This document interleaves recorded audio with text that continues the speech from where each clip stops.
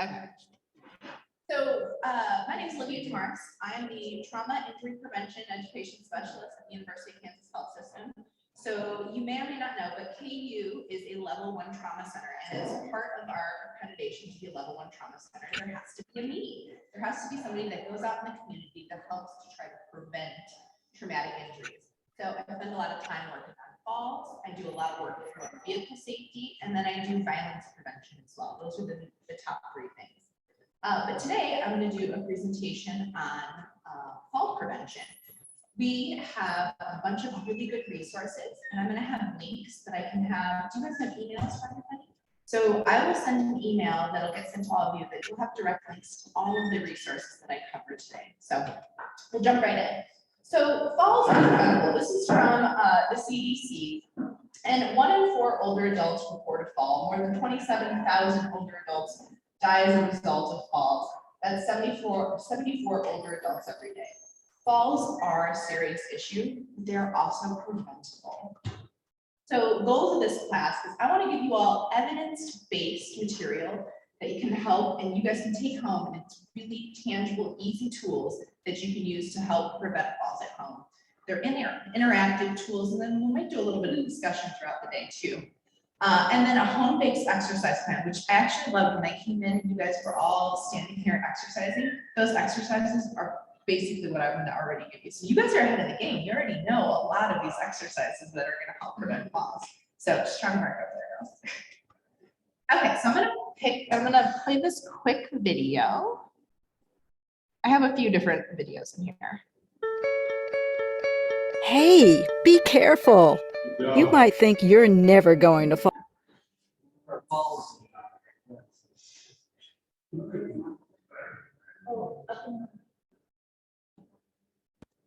Oh, my sound's on.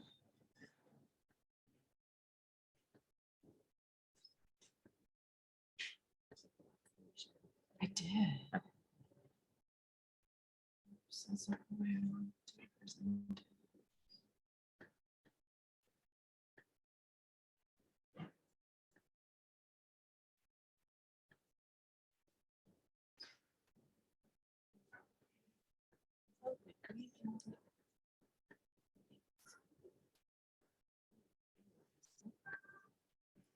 Let's try again. Sorry, guys. Wouldn't be virtual without technical difficulties. We think 3 years in, we would have things figured out, but sometimes it just doesn't work. It's my view coming up like that. Here,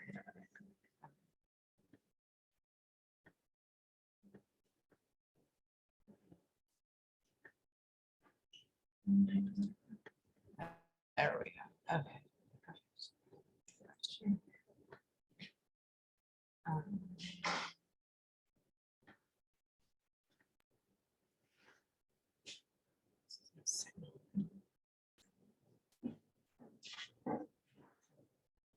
Just unplug it for a second.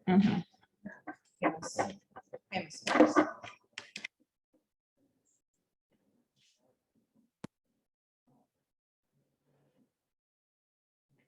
It's not my ear screen. I think at least it's my second monitor. How's that? I have an idea.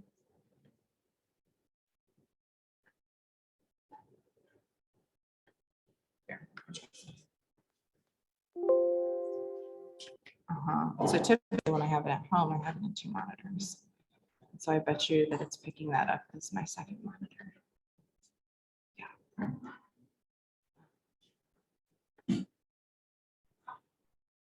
I don't want it to show.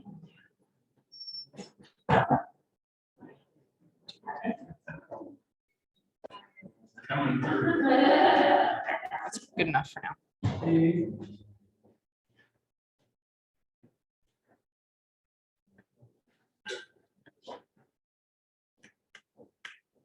Well, let's try this again. Make sure I got share sound. Well, if it doesn't work, we're going to skip right past it. Hey, be careful. You might think you're never going to fall, but we all know someone who has, don't we? Next time, it could be you. The good news is most falls are preventable. Start with 6 easy steps. First, find a balance or exercise program to help you build stability, strength, and flexibility. Make it fun and go with a friend. I've done this Ask her to assess your risk. on Zoom and it shows up every time. I'm sorry, guys. Okay, so basically that's going over the 6 steps that we're going to go through here today. This is the first resource that I'll make sure that I include in this email. So this is a fall risk checklist. Yes or no questions that you can do at home just to understand where your fall risks are. There's a lot of things that we can do to help prevent falls. So this is a really great way to say, ooh, I'm going to focus on home safety, or I'm going to focus on driving safety, or whatever your focus is going to be on. This can help you start in the right direction. So that video that I just showed talked about these 6 ways to prevent a fall. First is to find a good balance program or exercise program. It sounds like you guys already have that going on, so you're ahead of the game. 2 is talk to your healthcare provider. Talk to your healthcare provider about your concerns about falls. Regularly review your medications with your doctor or pharmacist. Get your vision and hearing checked annually. Keep your home safe and talk with your family members. So I'm going to go through each one of these 6 steps and provide you guys with some helpful tools to help implement these. So the first is the importance of exercise. So what is exercise? A lot of times we think it's biking or lifting weights or swimming or running. But in fact, is walking the dog exercise? You betcha. How about getting the mail? Yes, of course, right? How about mopping the floors? Running the vacuum, taking stuff up and downstairs, putting away dishes, right? Or if you're doing laundry and hanging stuff up, that's all exercise. And so I think it's really important for us to understand that there are everyday movements that we do that are exercise. So the next time you're like, oh, I don't want to do laundry, you can say, no, it's my exercise opportunity. I'm going to do this laundry. And I'm going to make sure that I do an extra squat in between as I come up, or something like that. There's easy ways to build small little changes into your everyday movements to get you more exercise. And exercise is what you make of it. It doesn't have to be formal. You guys have a great formal setting here, and you all participate and you enjoy it. That's wonderful. But that doesn't work for everybody. Some people want to be able to do exercise at their house, and that's okay too. And you don't need to exercise all at once. You can do little bits when you brush your teeth and you're waiting for your coffee to get brewed in the morning. Whenever those little bits of time that you find yourself standing and waiting, you can do some exercise. And it should be fun. Sounds like you guys had a lot of fun here in this group. So like I said, you're kind of ahead of the game. So what does exercise have to do with falling? This is the most important slide of today. If there is one slide that I can have you guys all remember, it's this one. Thank you. So this is the fall cycle. It starts with, I'm afraid to fall. I'm afraid to fall. And so therefore, I'm gonna not go up and down those stairs anymore. Or I'm not gonna go to the grocery store anymore. I'm gonna order my things online. I'm afraid I'm gonna fall. So you start limiting your physical activity. When you start limiting your physical activity, that leads to muscle weakness. You get weaker, you're robbing yourselves of that exercise opportunity. And what is being more weak and less strong? It's you more likely to fall. And then chances are you might fall, or you're gonna be so weak that you're even more afraid to fall. And then you start limiting yourself more. And then you get weaker, and it's this vicious fall cycle. So my goal is, what if we can change the way we think about falling? What if we say, I'm afraid to fall, but instead of limiting activity, you say, I need to work out more. I need to be more active. I'm so afraid of falling that I need to be more active to be stronger. And that's really what I want y'all to take away from today. Limiting physical activity does not prevent falls. Being active and engaging in exercise is going to be your best way to prevent falls. You can get stronger, better balance and coordination, and everyone, no matter your age, can get stronger with exercise. To get started, you should talk to your doctor. Start slowly. Set tangible goals. You can set short-term goals and long-term goals, and I'll show you a sheet here in a second.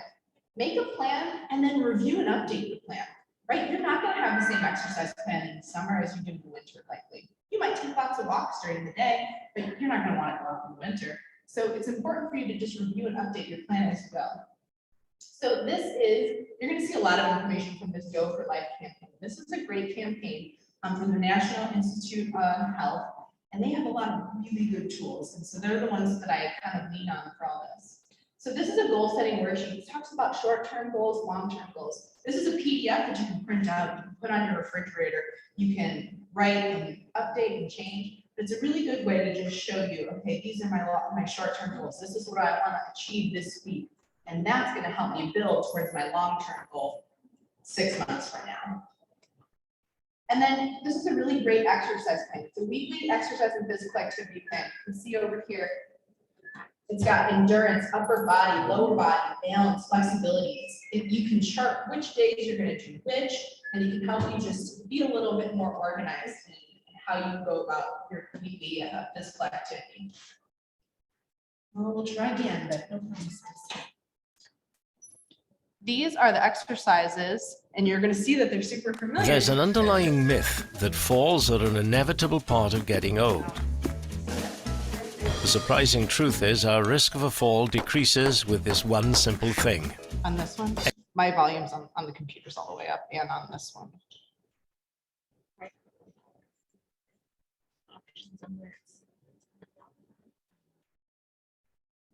It might. Try something. You can.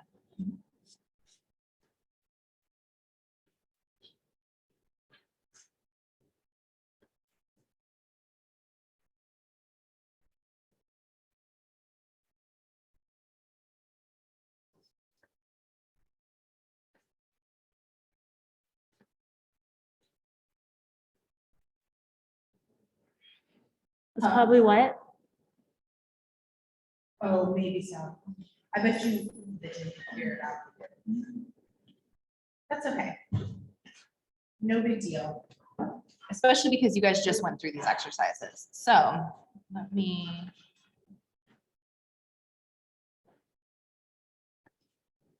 So you can see the 6 exercises here, heel and toe raises. I saw you guys doing some of those. Heel toe walking next against the sideboard, something like this. Where your one foot right in front of the other helps balance stability.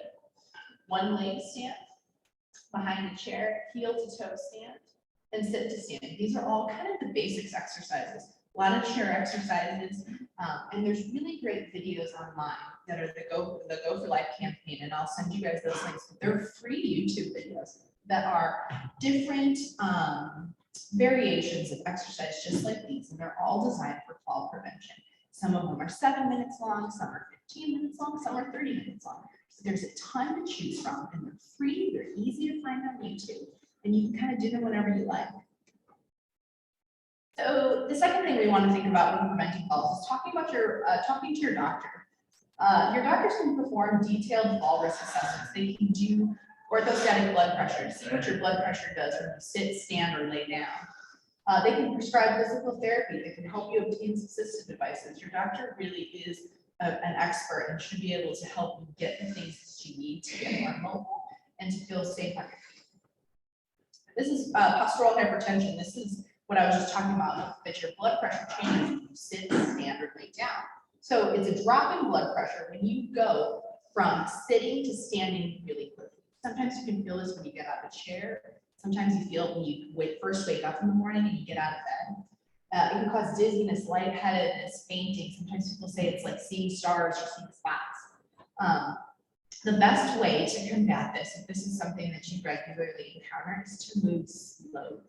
So go from, if you're laying in bed, for example, go from laying to sitting at the edge of your bed, jiggle your feet, pump them up and down, get your bearings, and then stand up after that.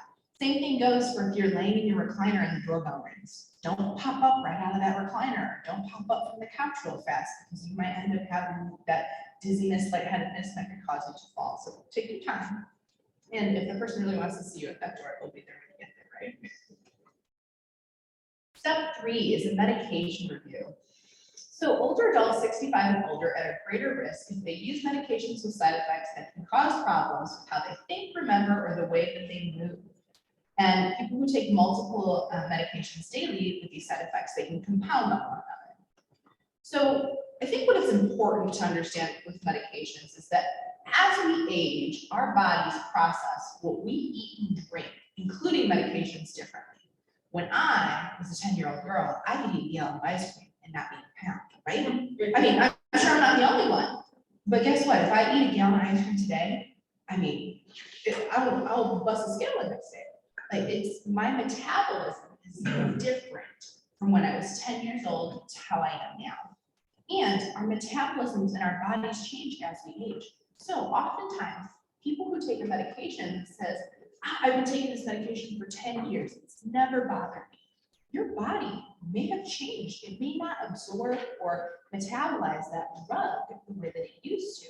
So I think it's really easy for people to say, oh, no, it can't be that medication. It's taken it for years, when in fact it is. So it's important to understand that, hey, we may need to change doses or change what brand you're using, and sometimes that those can help.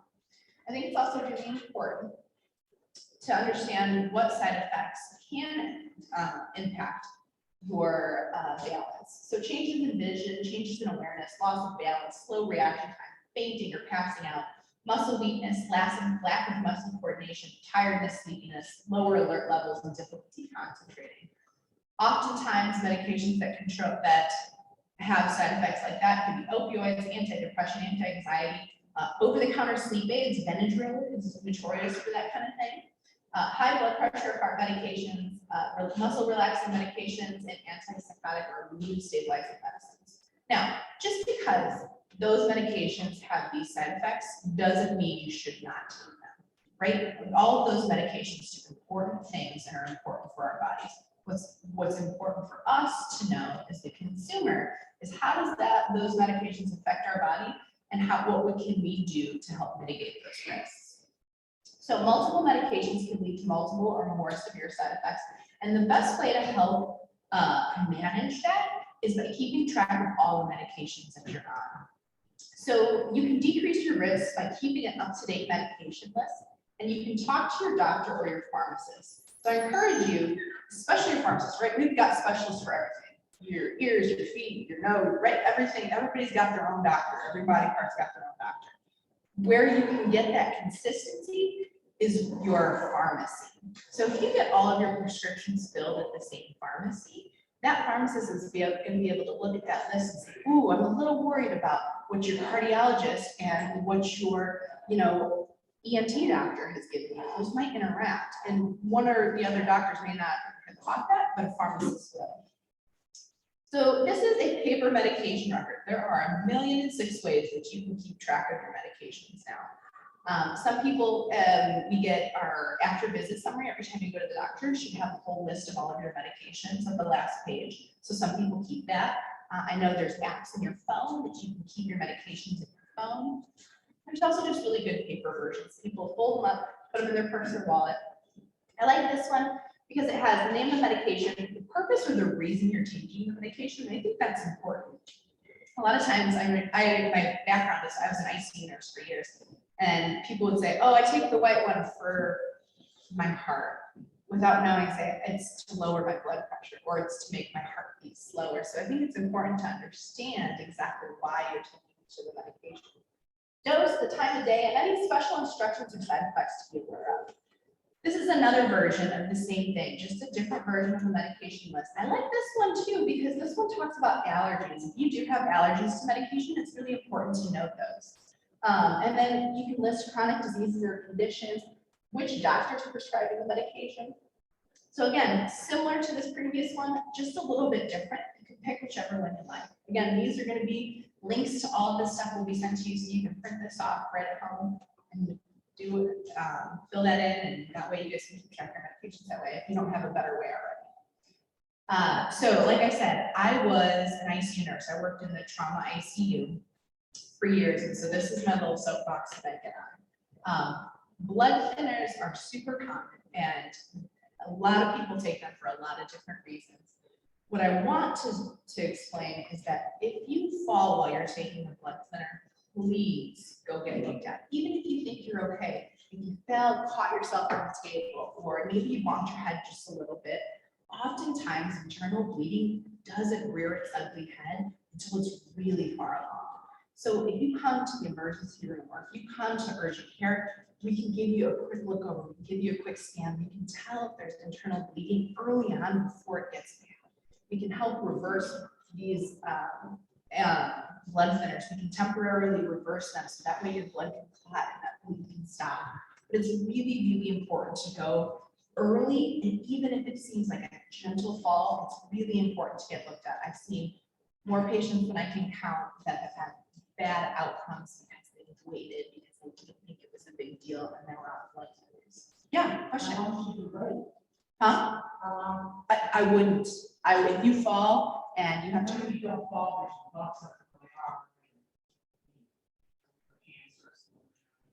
Yeah, I mean, if your hand swells up immediately after you bump it, I would probably go to the emergency room.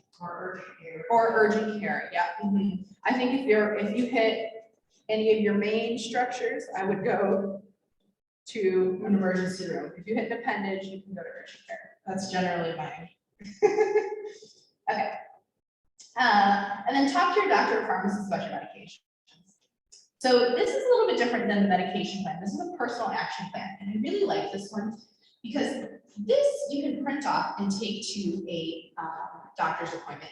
And it really gives you a guide of what questions you should be asking your doctor. Like, what is this medication used for? Does this medication interact with others that I'm taking? Could this medication have side effects that might change my ability to drive safely or increase my risk of falling? Is there any other dose or medication I should try? And if I stop or change this medication, what are the side effects that I should expect? A lot of times people will think, oh, this drug's it's not sitting with me well, or this one's not good, and stop taking it cold turkey. Not realizing that sometimes those side effects when you stop taking medication cold turkey can actually be worse than the side effects you have while you're on it. So it's important to taper off medications carefully and make sure your doctor's involved in that decision. So I really like this. This is a great way to just kind of organize your thoughts as you go into the doctor's office. Step 4 is vision and hearing. So how are vision and hearing related to falls? Issues with vision and hearing can lead to balance issues, depth perception issues, and it lowers the ability to detect environmental hazards. So seeing an eye doctor every year for a dilated eye exam is a great way to keep your vision healthy and update your glasses as needed. I know I'm not guilty. I'm guilty of that, right? I wear contacts almost every day, so my glasses are just for emergencies. And so I'm always like, oh, my prescription didn't change that much. It can be okay. It'll be all right. You should really get a new glasses prescription every time. Luckily, just recently I had a contact fall out and gone. Could not find it anywhere. And thank God I have my up-to-date prescription in my car so I can drive home with my glasses on. Because otherwise I would have had to call my husband or something. Somebody would have had to come pick me up because there's no way I was going to get home. So getting an annual eye exam is really important. Always have your glasses readily available, like I said. And then this is something that I didn't realize until I started working in fall prevention, is that bifocals can sometimes mess with depth perception. So sometimes having that line and the change between the two can sometimes mess with people's depth perception and the ability to see curve or a step. And so consider an alternative to bifocals. And this would be something that you talk to your eye doctor about. Sometimes they'll make one eye closer than the other, or sometimes you'll have readers that you just take on and off. But there are alternatives to bifocals that can help with that if that's an issue for you. And then having an annual hearing exam. Having a hearing exam is important because you need to be able to hear your surroundings. If you're walking down the street, you need to be able to hear if there's a bunch of kids coming up behind you, right? Or you need to be able to know if a car's coming in the distance. So having an up-to-date annual hearing exam is also really helpful. All right, so this is about home safety. And my next picture, I know it's kind of small. Are you guys able to see? This is not a picture of safety, right? So what kind of things do you guys see wrong with this picture? Anybody? Shout them out. Everything, right? True. True. Trip stuff on the stairs. How about there's no railing on the stairs, right? I think we've got a bunch of cords over here and a cat playing with them. Coffee pot that's overflowing over here. A throw rug that's all tipped up. Looks like it's ready to catch somebody's foot. A blanket over a space heater. Coffee pot overflowing, exactly. Right? So this is not the picture. I'm sure this is what none of our houses are. The smoke alarms off, I'm telling you, this is a picture of what everybody's house should not look like. But fact of the matter is, we probably have at least one or two of these, right? I know I have throw rugs that do this. Oh, okay. So it's really important for us to do a home safety assessment to understand how we can mitigate our risks in our own home. So my first question to you, are towel bars grab bars? Can you use that towel bar to help you get in and out of the shower? No, thank you.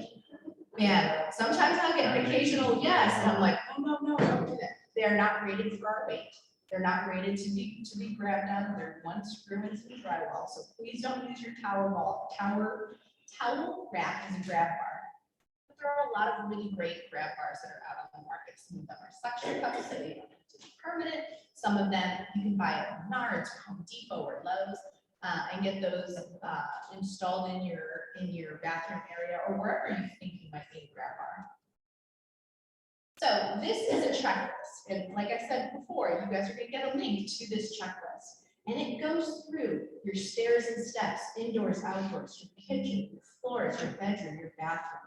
And I think there's one other checklist that's a little bit longer. It's 40-some pages that I'll also send along with you. And it goes into really great detail about the things you should be looking for. Some of the main things that we touch on for fall prevention: cords, right? Everybody's got an iPad or an iPhone and something to charge, right? We've got cords all over. So making sure that we figure out ways to manage our cords. Throw rugs are another. Everybody loves their throw rugs. I remember my grandparents had these like very ornate rugs. They were unwilling to get rid of them. We said, okay, that's fine, but then we need to do double-sided tape on the floor. And so that's how we fixed that. Sometimes having lights accessible is really difficult. Sometimes in stairwells, there's no light at the top or no light at the bottom, so you're trying to go through a hallway or stairwell without lights. I've had one gal who attended a class. She goes, I think I'm going to put little flashlights at the top and the bottom of my staircase, so that way I can just take them up and down with me. That's really smart. You know, not everybody can have an electrician come out and install a light. It's kind of hard and expensive and messy. So using some Amazon flashlights, that's a great fix. There's a lot of really creative and great ways that we can organize our home to make it more safe. Another thing that people often do is they reorganize their kitchens. We have these big, heavy stock pot, or we have a toaster, something that we use often that maybe is put down too low, put up too high. So reorganizing your kitchen so that the things that you grab the most are at the same level. So that way you're not doing a lot of this and losing your balance, or doing that and losing your balance. So organizing your kitchen in a way that you can better reach these things and make it less likely that you're going to put yourself in an uncomfortable position is going to really help with safety. So, and along with home safety, emergency numbers. So you can keep your emergency numbers on your fridge, next to your phone if you still have a landline. I know a lot of people don't have landlines anymore, but stored in your cell phone too. Have you guys ever heard of the acronym ICE, or your ICE contact? It's in case of emergency. So for my husband, I have his name, Olivia Desmarais, ICE. And first responders and EMS know that that's the person we call in case of an emergency. I know that a lot of phones now actually have the ability to say, hey, this is my emergency contact. I have an iPhone, and so I denote him as emergency contact that way as well. But it's important for you to have your emergency contact phone numbers and displayed somewhere where people can reach them pretty easily, whether it's your phone, your fridge, whatever might happen. And then who to call if you do fall. So this is something that I was surprised at when I first started teaching classes, is that a lot of folks didn't know that they can call an ambulance to help them get up after a fall, and they don't have to go to the hospital. So you fell on just a fluffy cloud of pillows, you're not on blood thinners, and you know you're A-okay, but you just can't get up on this cloud of pillows. You can call EMS, and they're going to help you get up, back up on your couch, out of your cloud of pillows. They aren't going to charge you a thing. That is what our taxpayer dollars at work, right? They're not going to charge you for the help to get up off the floor. You can say, I'm fine, I don't need to go to the hospital, I feel okay, and that's fine. They'll say, have a nice day, and we'll see you later. And that is part of our tax dollars. That is absolutely our right as citizens, that they will come and help people up. In fact, it's probably their most frequent call is helping people up after they fall. And it's, huh? Lift assist, exactly, yes, That's how they'll call it out over the radios. We need lift assist at X, address or whatever. And so it's better to do that, even if you have a strong son or your husband or your wife, that you're like, I think we can do this together. What's worse? 2 people on the floor, right? If nobody gets to fund and call the ambulance that we should call first place, right? Okay. So call the ambulance, get comfortable, they'll be there shortly, and then they'll help you get up and get on with your day. It's not uncommon, it's the most used service, and that's what it's there for. So please feel entitled. Yeah. They'll check your smoke detectors. They will, yes, they come in and they do all sorts of great stuff. I also give them these home safety checklists as well. So if you get certain crews will come in and say, hey, here's this home safety checklist. I would suggest you do this or that or the other. Yeah. Where do they go? Great question. That is a question that I get almost every class. So I asked one of our emergency services liaisons at the hospital. I specifically called him up and asked him, I was like, I get this question every time and I need to know the answer. He said that they have ways that they can open a locked door without causing too much damage. And if there is damage, they usually have funds that they'll be able to fix it. That they have a little pile of like, oh, we broke a window, we're gonna have to give this person this money so that way they can fix the window. But he also said they're really sneaky and good at getting in houses. They said locked doors are not a problem. Not really what? Sneaky and good about getting in that locked houses. They can find their way in and cause very little damage. So great question. Any other questions about that? Okay, great. So just again, they'll come help you off the ground. They're gonna assess you for any injuries too. And they might say, hey, I know you landed on that fluffy cloud of pills, but your leg doesn't look great. You've got a big bruise there. I think you should probably look looked at. But you don't have to go to the hospital. You have the right to deny, and it does not cost you money. Step 6 is talking with your family, and this one's probably the hardest for people. So I think that falls impact everybody, no matter whether you're a toddler or you're a grown adult or an older adult. Everybody falls. I fell the other day because I didn't pick up the stick vacuum that fell down in front of the doorway. And I was like, oh, I saw that it fell. And I said, I'll get it in a second. I'll get it in a second. Turned around, did some things, went to walk, caught myself, and I mean, I fell, right? Falls are not an older adult problem. And so creating a fall prevention team of family, friends, coworkers, and caregivers, people that are around you on a daily basis, knowing that you are forward thinking about falls.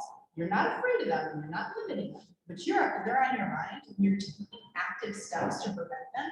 That's going to get other folks in that same mindset. Now, even as a fall prevention instructor, you make mistakes, right? I talk about falls all the time, and I still didn't do the right thing. It's important to have somebody else there with you. If my husband was there with me, maybe he would have picked up that vacuum for me, and then I wouldn't have fallen because he saw I had my hands full. Right? Having that team that is constantly cognizant about fall prevention really is going to help. So what's hard though is to talk to people about falls. I think oftentimes people are afraid to say, I'm afraid of falling, because they see that as a sign of weakness, or the response they're going to get from their loved ones is, oh, well, you better sit down, I'm going to take care of everything, which isn't the answer either, right? You said being active and going on your own is really what we can do to help prevent falls. So if when you approach folks about your fears or your concerns about falling, if you approach them with positive statements like, I want to be independent, or being active will help me feel better and stay independent. I want to be stronger, or I'm taking precautions to prevent falls.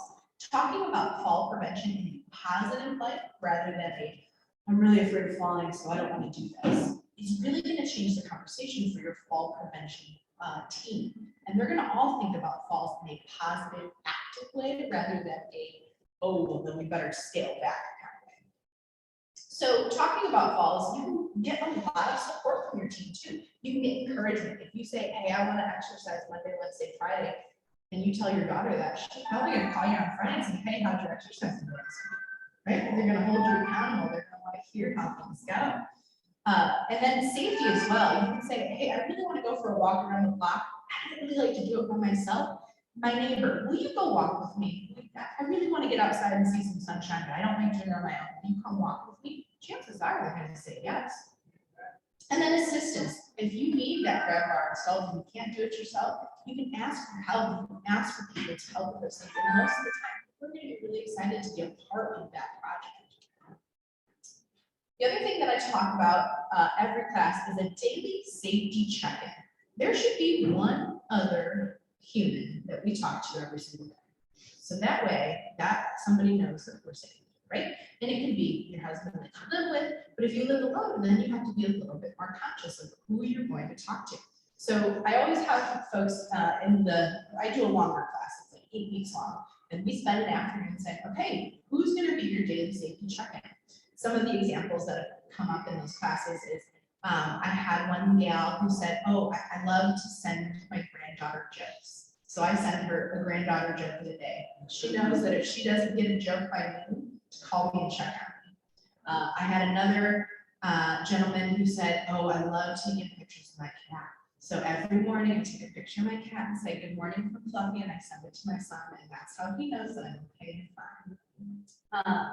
Other ones that I have heard of is just sending a quick text or an email or having, some sort of communication. It doesn't have to be a long communication, just having the intent and saying, hey, if I don't get you by noon, or if I don't get you by 3, or whatever your time that you hit, so that way somebody can come and check up on you. They'll call and then you can say, oh, I'm so sorry, I was busy, lost track of time. Or if you don't answer, they're going to come to your house. They're going to make sure that you're not on the ground. They're going to make sure that you haven't fallen and you can't get up, right? Or get you the help that you need. So it's really important to have at least one person that you check in with daily, and it can be just about it. And however you like to do that is up to you. So in totality, fall prevention is a moving target, right? Our bodies change, our medications change, our environments change. So fall prevention is a constant moving target. We need to continually reevaluate risks. Keep setting goals that are maybe, weren't a goal last time, but are a new goal now, whether it's improving or if it's taking a step back and saying, oh, I've had a little stumble. I need to start back with this exercise versus this one. Make plans and then keep adapting your prevention plan. Make sure that you keep reevaluating the risks and keep adapting that plan. And most importantly, keep moving. You guys are doing a great job watching you all exercise. That was phenomenal. So keep moving and then keep active, and that's going to be the best thing you can do for yourself to prevent falls. Any other questions? Yeah. This is a question. And this is something that for me, right after I took the screen, I was in the hospital bed, and I couldn't reach my pain. Nobody was hitting me at all. So I ended up in the bed. So after that, I learned to go, oh, do that. I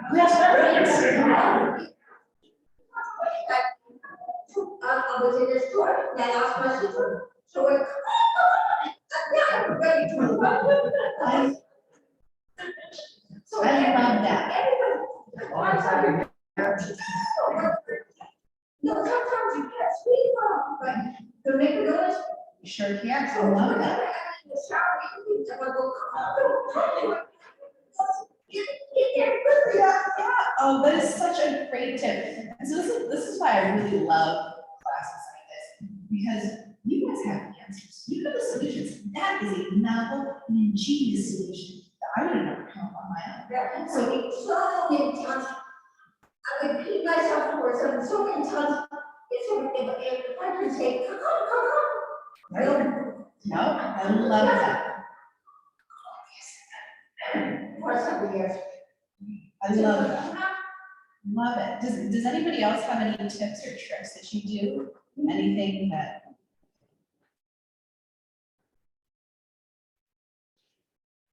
So I'm guilty of, we have a big staircase in our house, and I have what we call the upstairs basket. I have a basket, it's about, it's big, and I have 2 children, right? So toys, socks, all the socks go in this basket. And after teaching this class, I said, man, every time I put something in this upstairs basket, I should be walking upstairs.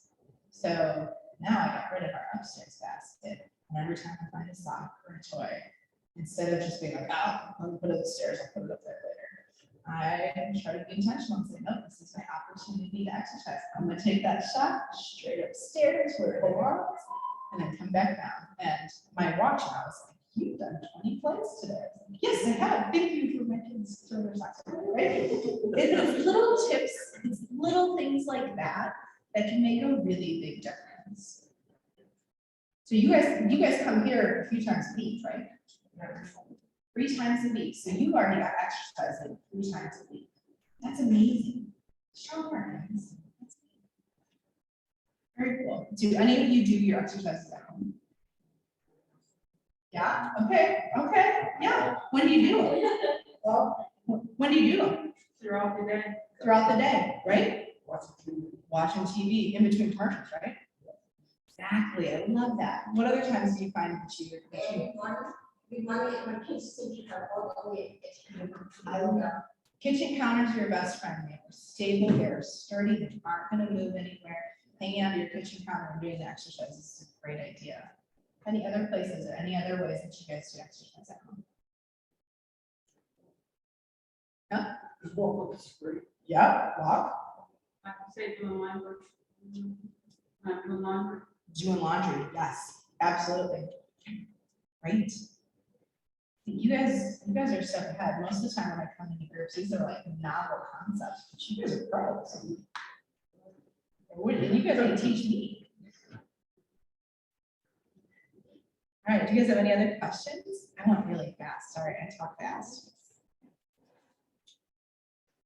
Okay, well, we do have a fall prevention class called Matter of Balance. It's an 8-week course. We do it at the Landon Center on Aging typically, but there's ones kind of throughout the metro. But it's 8 weeks, and we kind of go through this, but we go in really deep detail. We exercise starting week 3, and then we go through all of that. But it's a really great course. It's less of me talking and it's more of me listening. Really, we function as facilitators, and the participants are the ones who come up with all of these solutions and ways that they're going to prevent falls in their own lives. So if you're ever interested in that, I can also get you the information for that. I'll get you flyer. So I know you guys are busy. You guys have a lot of dedication 3 times a week, so another class might be hard. But for other people that you might know, it might be helpful.